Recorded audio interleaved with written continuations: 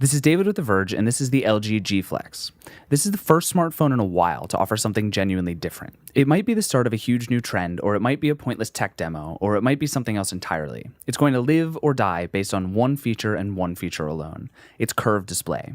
The G Flex's 6-inch screen is subtly vertically curved so that the top and bottom curl inward and the back sticks out. It's like a crescent moon shape or maybe a banana. It's supposedly more comfortable to hold against your face, more immersive for watching movies, and less reflective because of the angle light bounces off the screen. It does seem to be ever so slightly less reflective, but by and large there's really no practical improvement or even change with a screen like this. You can tilt the phone and see the wallpaper move, although that's really awkward and laggy, and there's a cool motion for unlocking the phone straight to one of a handful of media apps. But those really have nothing to do with the curved screen. The screen doesn't just bend, though, it flexes. When you rest it face down on a table, the screen doesn't quite touch the ground, but you can press it down so that it does. You can actually flatten the phone with enough force, and it just pops back into form whenever you let go. There's also a coating on the back of the device that supposedly self-heals, protecting the phone from dings and scratches.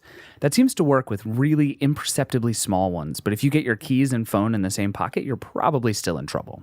The screen's only noteworthy feature is that it bends, and it's otherwise fairly ordinary. It's a 720p display, which looks good, but can be a little pixelated and jagged at such a large size, and it's an OLED instead of a more standard LCD. And it has great colors and good viewing angles, but it's just not as stunning as some other smartphones I've seen. It's all very futuristic, using a phone with a flexible screen that supposedly heals itself. But since none of it really comes into play, what you're essentially using is LG's G2. The G Flex has the same Snapdragon 800 processor, the same 2 gigs of RAM, the same 13 megapixel camera, the same overwrought, overdesigned software that looks like Samsung's TouchWiz from 2 years ago. Just the same everything. That's mostly a good thing, actually. The camera's fast and versatile with lots of scene modes and wacky ways to take pictures, and the G Flex is incredibly fast and powerful for even the most intensive tasks. There's a monstrous feature list here, too. An IR blaster with a universal remote control app, a notification LED, eye tracking, face tracking, and on it goes. Some are really useful, and most are just pretty inoffensive.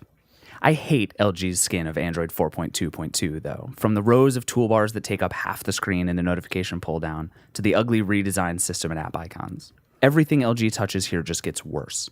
The slide-aside apps are a cool idea, letting you store frequently used apps off to the side of the screen, but they don't work very well. Neither do the overlaid Q apps, which show up over top of whatever you're doing otherwise. And why, dear Lord, why is the Vienna Boys Choir singing my ringtone? But where the G2's heritage lets the G Flex down most is in the hardware design. The G Flex is such an impressive piece of engineering, such a futuristic object, that it really deserves something better than the slick plastic gray shell it comes in.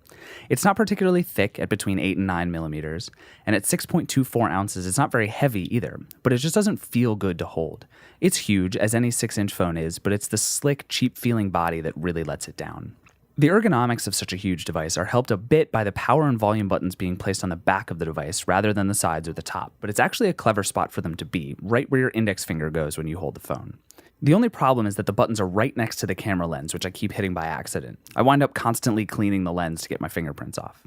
One of the best things about having a huge phone is that it can have a huge battery inside. And the G Flex does. It's one of the longer lasting phones we've tested and can handle a day and a half of solid use without causing any problem at all. Okay, I'll give LG credit for one thing. It did something new. And if you do spend nearly $1,000 and buy the G Flex, you'll certainly never mistake it for any non-curved phone. But other than the sheer novelty of the thing, it's just not worth buying. Even LG makes a phone with great battery life, great performance, a better screen, and a more reasonable size that doesn't bulge out awkwardly in your pocket. The G Flex is just a tech demo, a toe in the water, a proof of concept that LG can make a phone with a curved display. Maybe next time it'll show us why a curved display is a good idea in the first place.